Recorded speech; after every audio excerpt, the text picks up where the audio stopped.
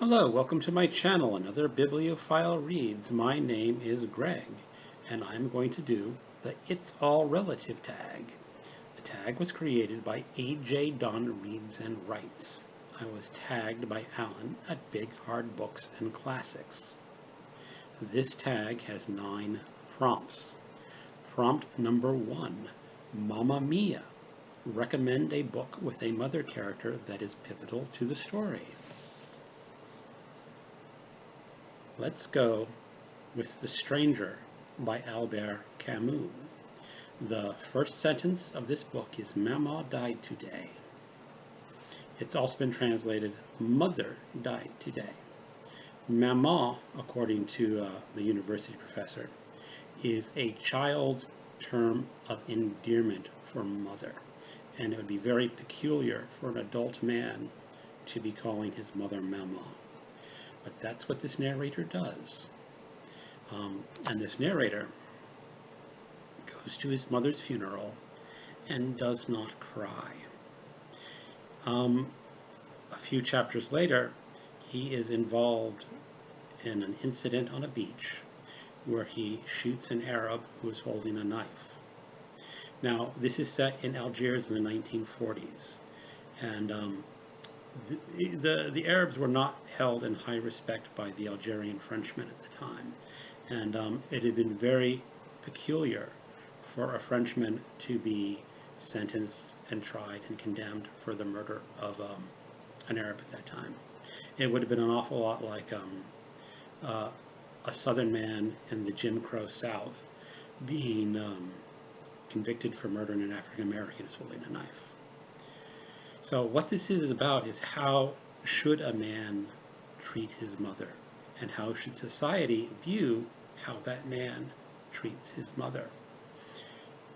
The narrator's book says, no one has the right to judge you, and how dare you tell me how I should interact with my mother. And that's a very important relationship, and it is a relationship that is contra to the norms of the time, and that's why I think it's an important mother figure. Prompt number 2, Papa Don't Preach, a book with a father character you like or despise. I'm picking The Wasp Factory by Ian Banks. He is also known as Ian M. Banks when he's writing science fiction novels, but The Wasp Factory is a contemporary novel, and it is the story of a father who raises his son in an isolated area of Scotland, and he does not let his son interact with society in a normal fashion. He keeps him isolated.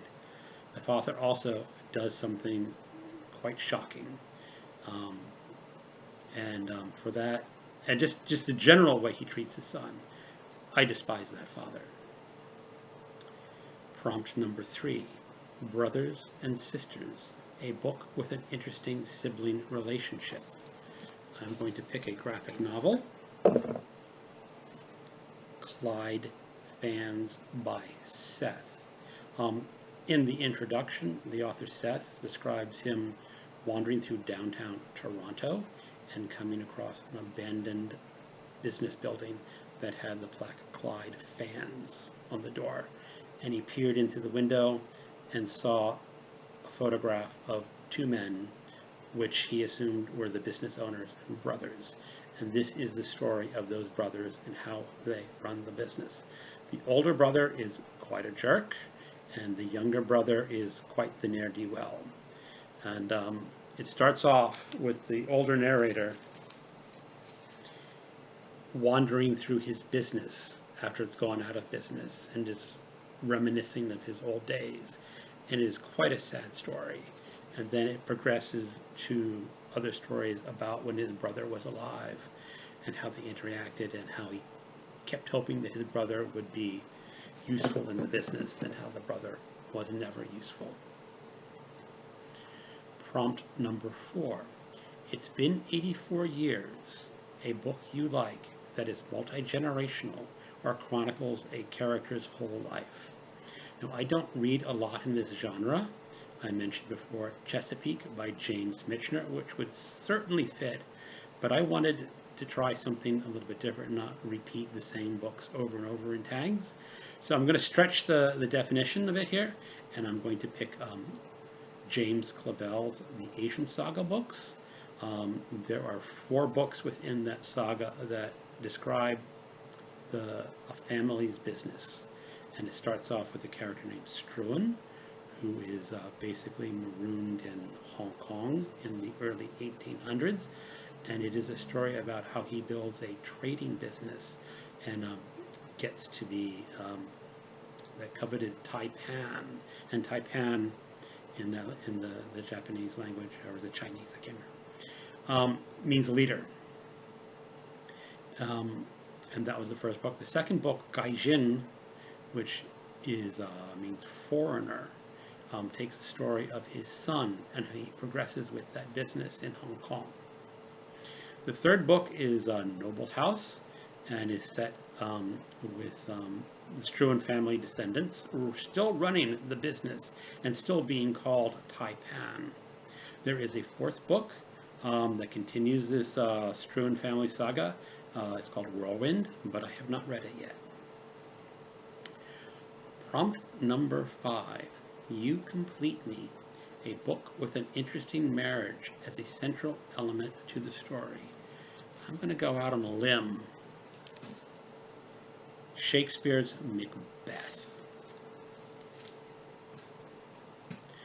Macbeth and Lady Macbeth. What a fascinating marriage or relationship. Lady Macbeth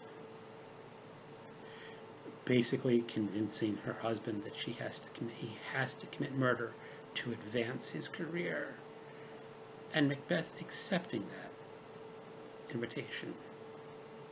I've seen the stage production once or twice, and it was pretty good, and I definitely would like to see it again. I have heard of some stage productions where Lady Macbeth comes out in her scene buck naked when she's trying to convince Macbeth to commit the murder. And I guess it can be quite jaw-dropping on a stage. Prompt number 6. Picture it.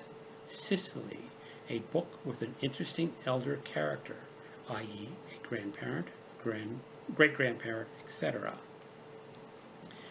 I am going to pick The Hearing Trumpet by Leonora Carrington. She was a visual artist who was born in England, and she married the French artist Max Ernst before World War II, and she moved to France. Max Ernst did not survive World War II, and Leonora Carrington only survived by fleeing to Mexico, where she continued her artistic career, but she also wrote this novel. And this novel was written late in her life, and it is a story of an elderly woman who is living with her family, and the family decides that they don't want to care for their mother anymore, and they send her away to a rather surreal old folks home. And I use surreal because Max Ernst was a surrealist artist, and Leonora Carrington, again, is classified as a surrealist artist. And this book ends with a very interesting post-apocalyptic message. Prompt number 7, Friends with Benefits, a book with a found family or friends as family element. I am going to pick The Three Musketeers by Alexander Dumas. D'Artagnan befriends the Three Musketeers, and everything that happens in that novel could not happen with that friendship between the 4 people. So there is, I think, just one of the great friendships in world literature. Prompt number 8.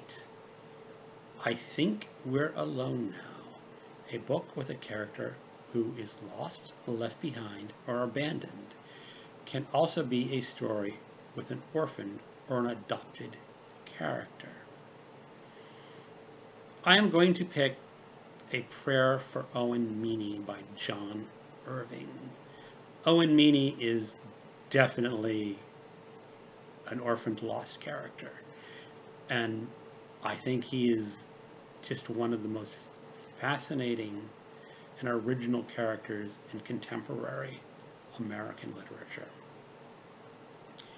Prompt number 8, Fur Baby, a book where a pet or an animal is part of the family and or plays an important role in the book. Tempted to pick Jack London's Call of the Wild or White Fang. Everyone probably knows those books. I'm going to go out for a little less known and pick A Boy and His Dog by Harlan Ellison. This is a short novel or maybe a novella. It is a story of an apocalypse. And in this apocalypse, basically almost all the women have died, but the male population remains mostly intact. And what has happened in the future is that dogs have been given sentience, and they can communicate with their male owners telepathically. But one of the issues that happens is when the dogs have been raised in intelligence, they lose their ability to hunt. So there is a symbiotic relationship between a boy and his dog. The boy will hunt for the dog and feed the dog, and the dog will sniff out women so the boy can get laid. Things get a little more complicated after that. The boy in this book discovers an underground bunker where there are lots of women, and oddly enough, the women need the men to impregnate them. And I will leave it at that. And that is the end of the It's All Relative tag. I'm pretty sure everyone has been tagged by now, so I'm not going to tag anyone else. But thank you for watching, and good night.